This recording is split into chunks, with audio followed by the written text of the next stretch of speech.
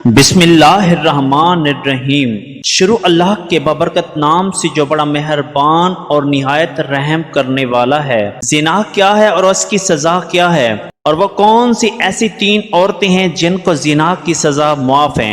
اگر مرد ایک ایسی عورت سے ہم بستری کرے جو کہ اس کی بیوی نہیں ہے تو وہ زنا کہلاتا ہے۔ زنا کو اسلام میں بہت گناہ شمار کیا گیا ہے، اور اسلام نے ایسا کرنے والوں کی سزا دنیا میں ہی رکھی ہے، اور مرنے کے بعد اللہ اس کی سخت سزا دیں گے۔ زنا کی سزا کیا ہے اور اس بارے میں قرآن و حدیث میں کیا احکامات ہیں، اور ایسی کون سی تین عورتیں ہیں جن پر زنا کی سزا عائد نہیں ہوتی، اگرچہ ان پر زنا کا جرم ثابت بھی ہو لیکن ان پر شرعی حد لاگو نہیں ہوتی۔ ضروری نہیں ہے کہ ساتھ سونے کو ہی زنا کہتے ہیں، بلکہ چھونا بھی زنا کا حصہ ہے، اور کسی پرائی عورت کو دیکھنا آنکھ کا زنا ہے۔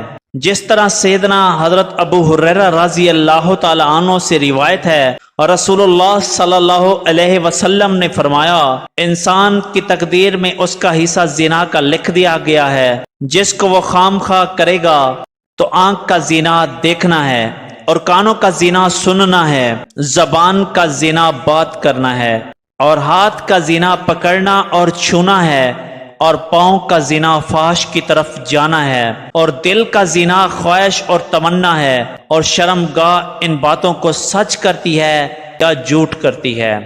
آج کل دیکھنے میں آیا ہے کہ اس گناہ میں بہت سے لوگ شامل ہیں، خاص کر کے اس بازار میں جہاں عورتیں اور مرد کثرت سے جاتے ہیں۔ کسی کا ہاتھ کسی کو لگ رہا ہے، کہاں لگتا ہے کچھ معلوم نہیں ہوتا، چاہے لڑکا ہو یا لڑکی ہو، اور پھر اس گناہ کو کرنے کے بعد اپنے دوستوں کو بڑی شان سے سناتے ہیں، بلکہ ان کو بھی ایسا کرنے کی رائے دیتے ہیں، حالانکہ حضور صلی اللہ علیہ وسلم نے فرمایا، مومن ہوتے ہوئے تو کوئی زنا کر ہی نہیں سکتا۔ اللہ تعالیٰ قرآن پاک میں فرماتا ہے، اور دیکھو زنا کے قریب بھی نہ جاؤ، یہ بے حیائی اور برائی کا راستہ ہے۔ امام شافعی رحمۃ اللہ علیہ فرماتے ہیں، زنا ایک قرض ہے، اگر تم یہ قرض لوگے تو پھر اسے تمہارے گھر سے تمہاری بہن یا تمہاری بیٹی سے وصول کیا جائے گا۔ اگر زنا کرنے والے شادی شدہ ہوں تو کھلے میدان میں پتھر مار مار کر مار ڈالا جائے، اور اگر کنوارے ہوں تو 100 کوڑے مارے جائیں، اور اگر انسان اپنی شرمگاہ کی حفاظت کرے تو یہ عمل اسے جنت میں لے جائے گا۔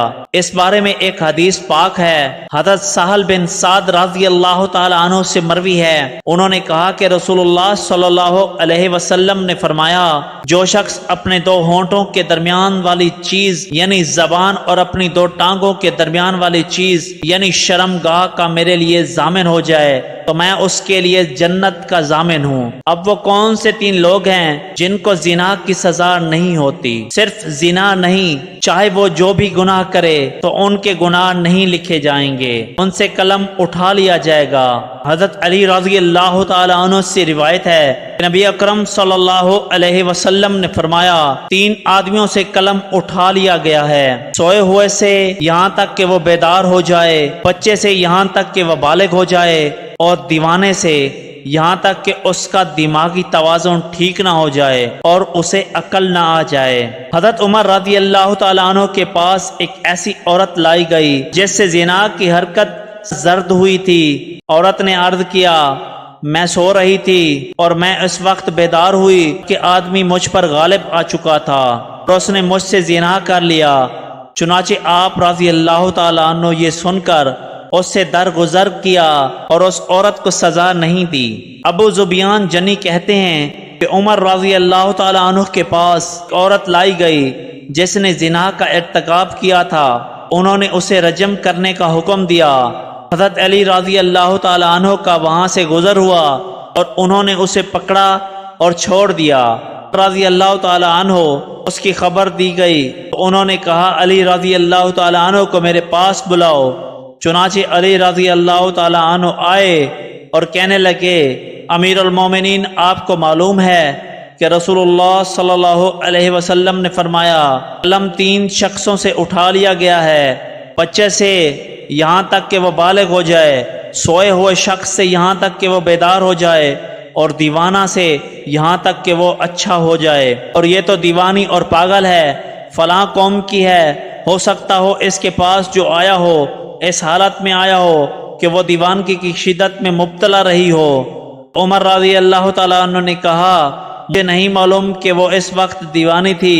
زنا کرنا تو بہت بری اور بڑی بات ہے۔ ارشاد بانی ہے کہ زنا کے قریب بھی مت جاؤ، یعنی ان باتوں سے بھی بچتے رہو جو تمہیں زنا کاری کی طرف لے جائیں۔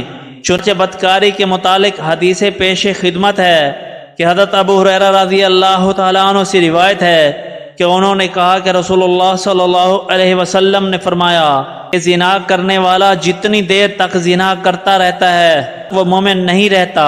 مطلب یہ کہ زنا کاری کرتے وقت ایمان کا نور اس سے جدا ہو جاتا ہے۔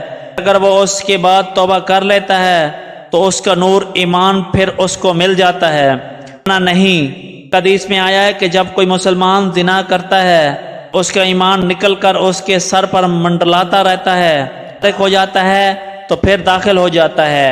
اس طرح کے متعدد واقعات سننے کے لیے ہمارے چینل کو سبسکرائب کریں اور بیل آئیکن کو پریس کریں تاکہ ہماری نیو آنے والی ویڈیوز آپ کو ملتی رہیں۔